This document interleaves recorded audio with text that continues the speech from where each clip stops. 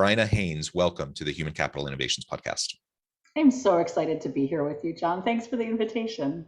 Thank you for joining me and taking time out of your busy schedule. It is a pleasure to be with you. Where are you joining us from today? I am just outside of Providence, Rhode Island. Wonderful. I've never been to Rhode Island, but it's always been a place I've wanted to travel to. I'm south of Salt Lake City in Utah. It's a pleasure to connect. And today we're going to be talking about something I know that's near and dear to your heart, and that is the role of consciousness and self-inquiry in making that leap from being an expert to being a thought leader.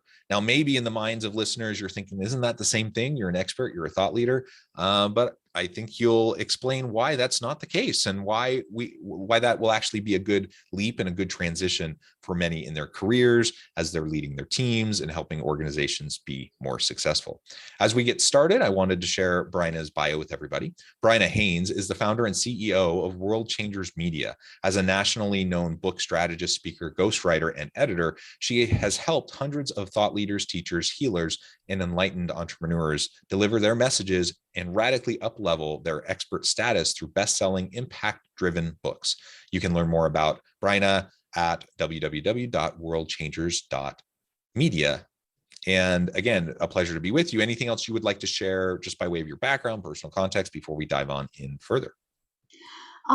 Just that the leadership journey for me has been very convoluted and non-traditional, and I'm really excited to have this discussion with you in service to emerging leaders everywhere.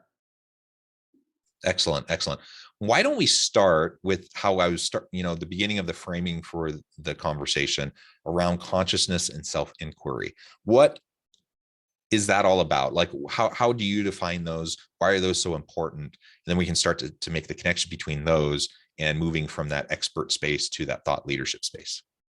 Absolutely. So I grew up very steeped in this idea of like, know thyself, right? As the solution to all problems. It is and it isn't, but it is a really good place to start when we're looking to become more than we are being at the moment. And we can only get so far with an outward facing outlook and an outward facing journey. And so to me, consciousness can be defined in many ways, but to me, it's the ability to know and observe ourselves while not necessarily, how do I want to frame this? This is such an interesting question because I've never actually been asked to define consciousness before. The ability to observe ourselves as the divine part of ourselves, as the eternal part of ourselves, and observe the humanness of ourselves with love and compassion and also detachment. When we become more conscious, we become aware of that divide, that just because I think it doesn't make it true.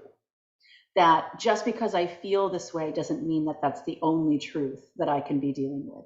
And to me, this self-observation as a practice is absolutely essential for all of us to undertake if we want to really be the change that we want to see in the world.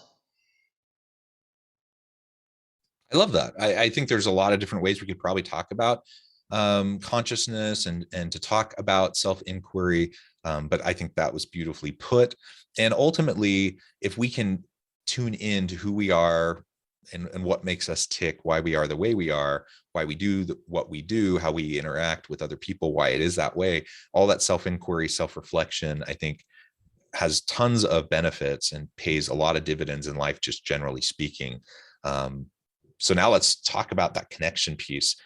People strive for expertise. We go to school for it. We work hard in our careers to develop it.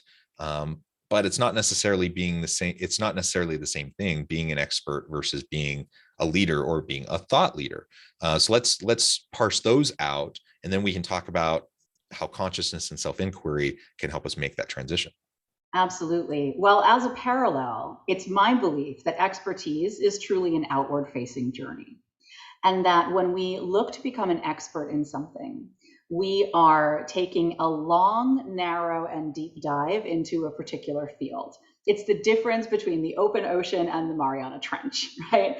And it is, again, still outward facing, in that when we are seeking to become experts, we are seeking to become experts not just for our own fulfillment, but probably for the recognition, the accolades, and the sense of trust that other people can then share with us because we are an expert.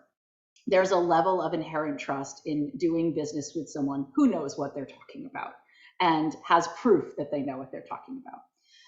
However, to me, there's a huge difference between someone who is an expert, meaning that they have the proof, quote unquote, of their knowledge, and someone who is a thought leader, who is putting a new lens on the knowledge to up-level our relationship with the subject. And so, again, when we step from expertise, proving that we know the stuff, which is important, we have to get there before we can go beyond that. But when we're ready to step into thought leadership, to me, what happens is we start looking at the sum total of who we are and not simply the sum total of what we know.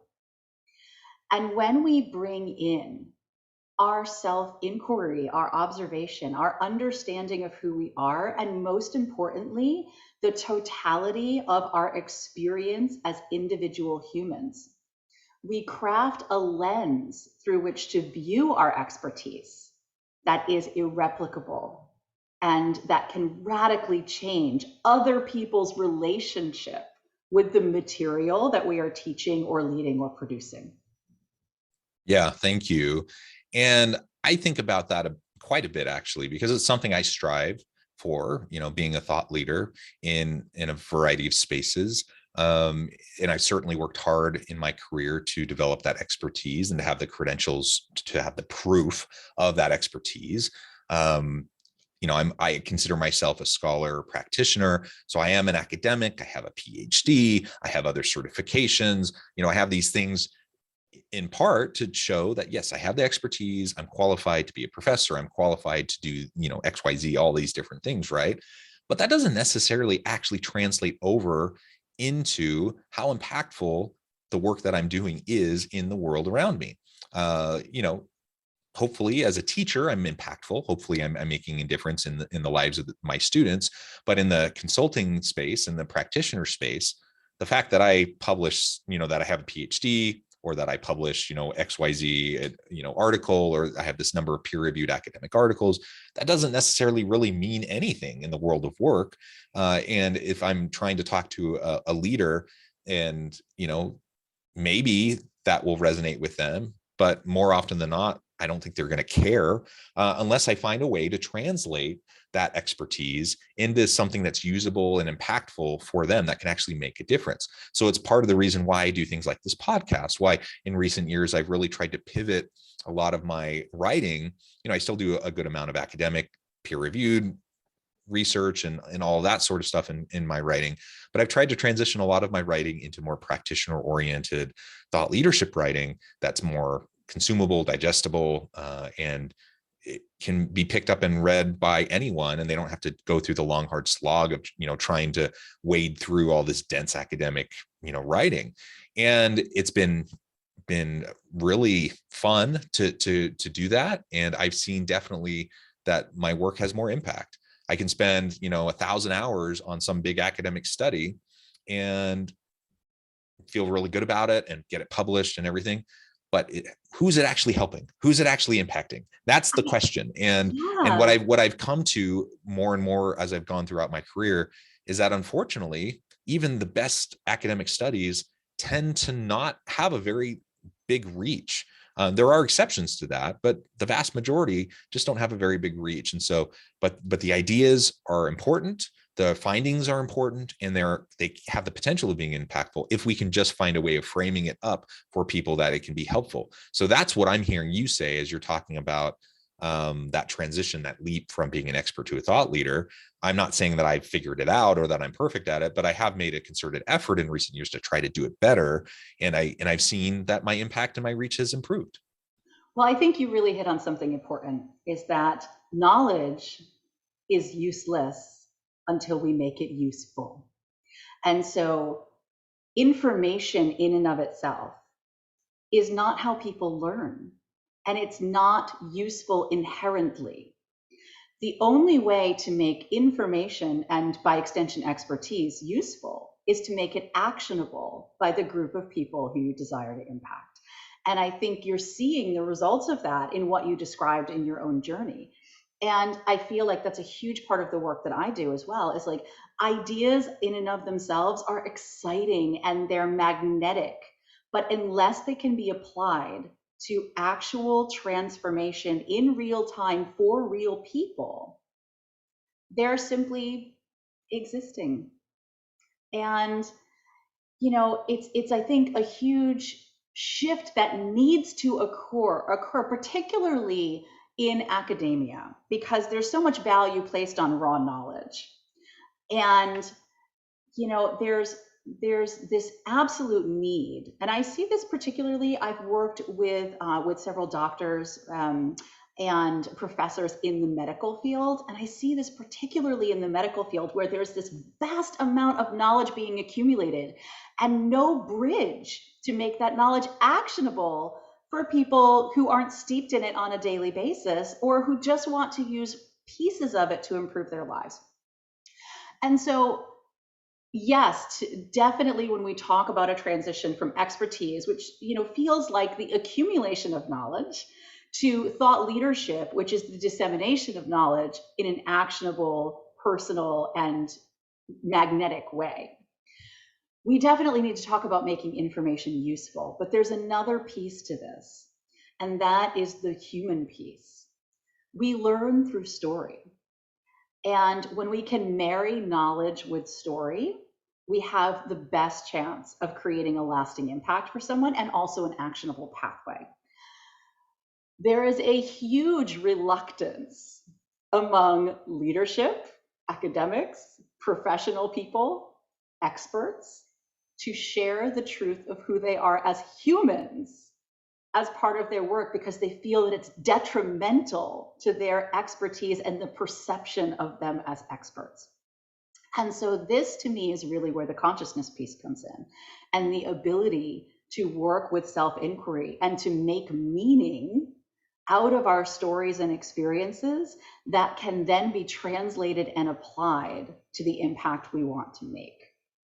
And that is a bigger process for some than for others, particularly for people who have had really traumatic experiences, or, you know, have had a lot of hardship in their lives. And I think what's really important to remember is that we all have various experiences of what we call reality.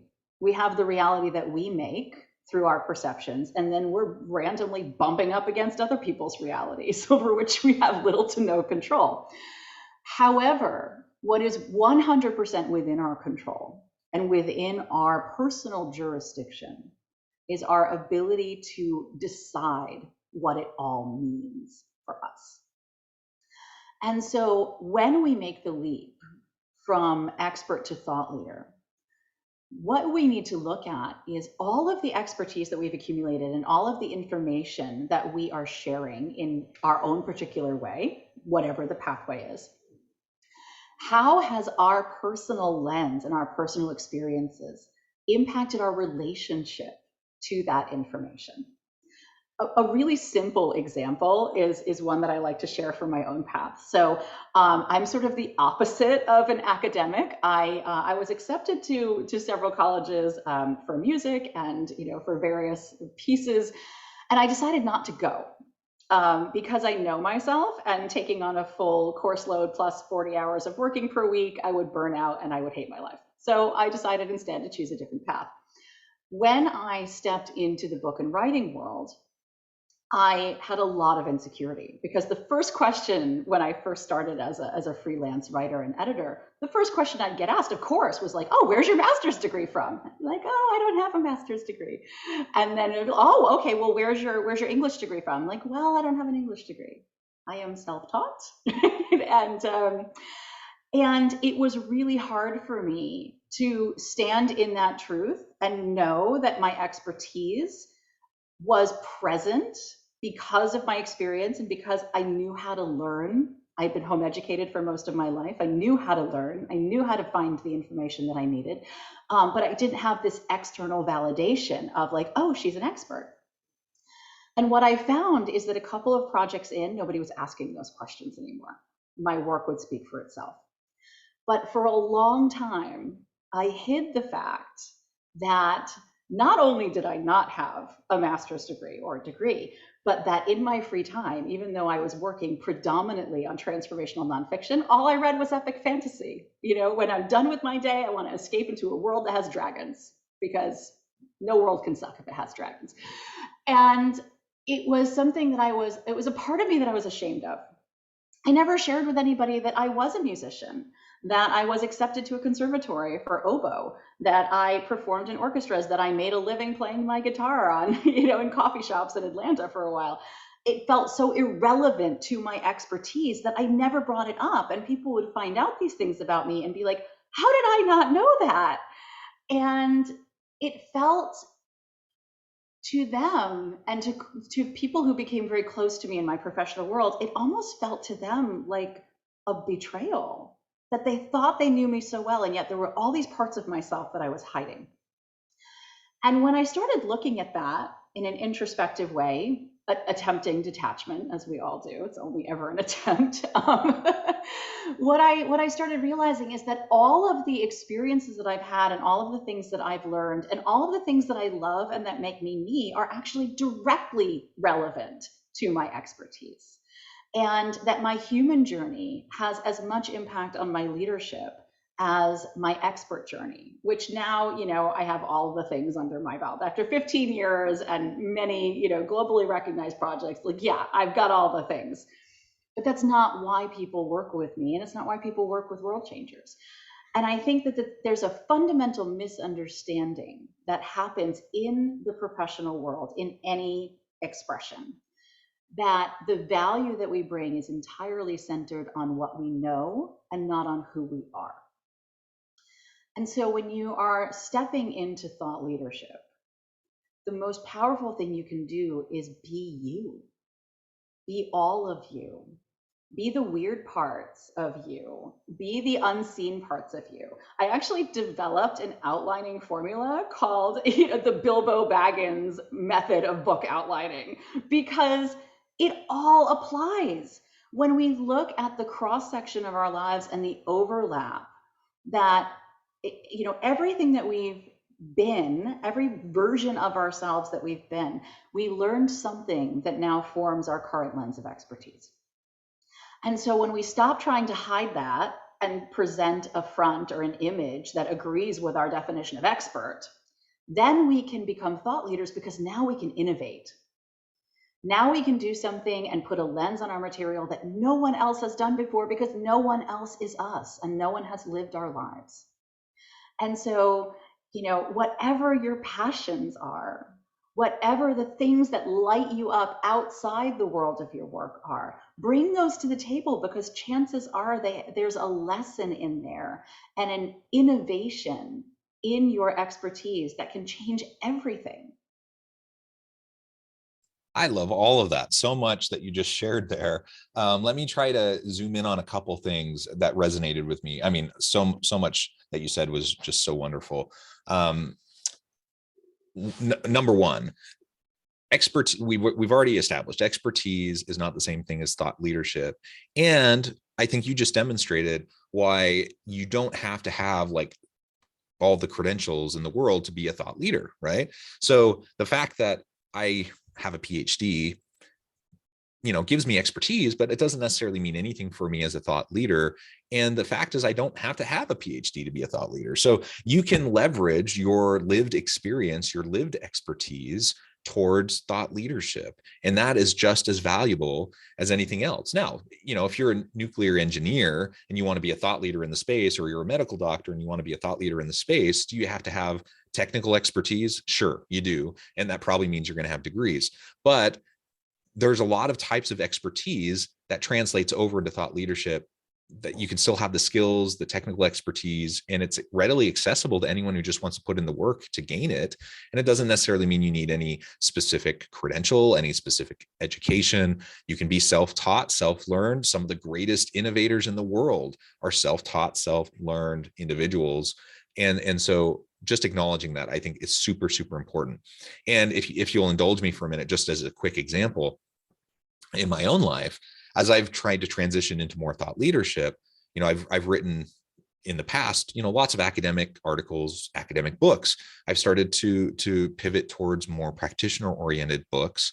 And in so doing, I still cite research and I try to unpack it in digestible ways that are it's accessible and easily readable to anybody.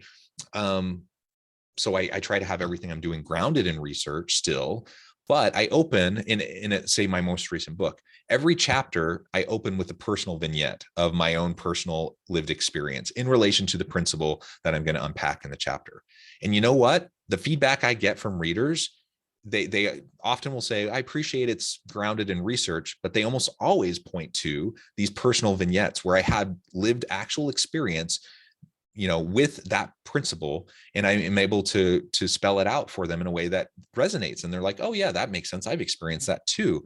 And so that personal component is so essential that I can translate over, some abstract academic idea or principle. And now I can share it in a real world example that happens to be one, directly from my personal life. And it connects me with my reader. It connects them with themselves. They can practice self-reflection now and think about the times they've experienced similar things.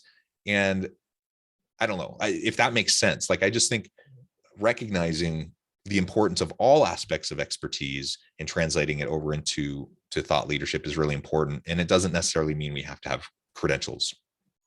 Well, you'll note the direct correlation between the word expert and the word experience, right? And expertise is a direct outgrowth of experience. Sometimes that experience is in a more formal setting. Sometimes it's in an academic setting. Sometimes it's in a work setting. Sometimes it's in a combat setting, right? For so many of our troops and people who have served this country. And expertise in an area cannot be gained without experience, because there's a difference between knowledge accumulated and knowledge applied. And I think, to speak into what you're saying, sharing our personal experiences, and this doesn't have to be done in a written format. As leaders, we can do this with our teams. We can do this with our colleagues. Open the meeting with a story that has an emotional component that will enroll people into the idea at play. So, we learn through story. We learn through story because story evokes emotion, and emotion has a much greater tie to memory and the longevity of memory than anything else in our human experience. You've heard that quote, you won't remember what someone said, you won't remember what someone did, but you'll always remember how they made you feel.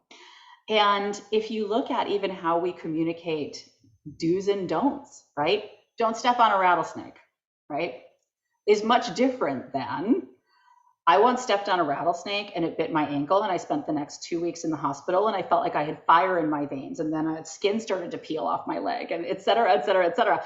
And you're like, now you have an emotional enrollment, like, oh my God, what happens? And you will remember that feeling anytime you see a picture of a rattlesnake, let alone get close to one in the wild. And this is how our ancestors transmitted information for millennia. And there's a reason that those stories, that those narratives were able to be passed down like that, and why they were so imprinted on individual and cultural memory. And it's because they were stories. It's because they were emotional and informational all at the same time. And so we can leverage this in our daily interactions. When we share a vulnerable moment, we encourage people to be vulnerable with us. When we share an emotional triumph, people root for us.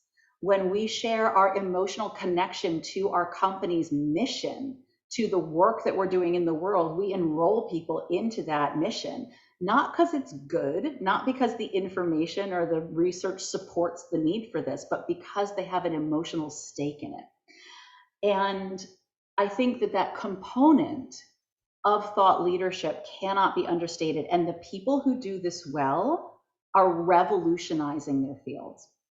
Perfect example is Brene Brown. How many psychology researchers exist in the world? Thousands, maybe even hundreds of thousands. There's only one Brene Brown. And it's not because she's the best researcher out there, although she is brilliant. It's because of who she is as a person and how she filters her information through the lens of her personal experience to make it consumable by anyone, regardless of where they are and where they come from. So this is a big, scary undertaking for most of us to think about, oh my gosh, what would it even look like to be all of me in my work, in my relationships, in front of my team? We all have, we think they're secrets. Most of the time, the things that we think are secret are not really so secret. And there's a level, again, of introspection and ownership of our personal state that can make this transition a lot easier. When we learn to be responsive rather than reactive, we do fewer things to be embarrassed about. When we learn to control our inner state, we don't have outbursts in the way that we used to. And I'm speaking also here from personal experience. When we learn that we can have sovereignty over our thoughts and our repetitive internal patterns, we learn that we're not bound to who we're being in this moment. We can choose who we're being. And so if there are parts of ourselves that we don't like, that we don't want to show, we have the ability to cultivate a different relationship with those parts of ourselves and decide how to actually lean into those to create the impact that we desire. And a lot of times that takes professional help. It takes professional therapy. For some, it might also take other modalities of healing. But it is the journey. Because once you've gone as far as you can in the external world, you've gotten all the accolades, you've achieved the highest success that you can as an expert, the next stage of the journey is internal. I love it. I love it, Bryna.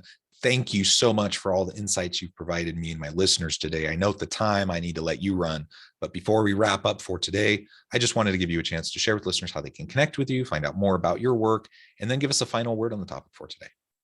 Thank you. So you can, if you're interested in learning more about my work and my company, you can go to worldchangers.media. That is our publishing house website. And I don't do freebie downloads or, random PDFs. I love connecting with people. So if you are interested in having a conversation about books or thought leaderships or whatever, there's a link right on the homepage to book a call with me, and I'd love to connect. Final word. The most radical act that we can perform as intellectual, as smart people, as intellectuals, as leaders, as groundbreakers, as innovators, the most radical act that we can perform is to know ourselves. Because when we can shape ourselves, we can reshape reality. Well said. Well said. We'll leave it there. Bryna, it's been a pleasure. I encourage listeners to reach out, get connected, find out more about what Bryna can do for you. And as always, I hope everyone can stay healthy and safe, that you can find meaning and purpose at work each and every day. And I hope you all have a great week.